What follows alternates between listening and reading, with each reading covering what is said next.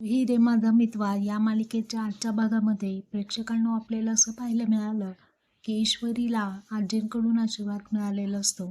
आजींनी ईश्वरीला नातसून म्हणून स्वीकार केलेला असतो आणि दोघांच्या कुंडल्या खूप छान पद्धतीने जुळलेले असतात.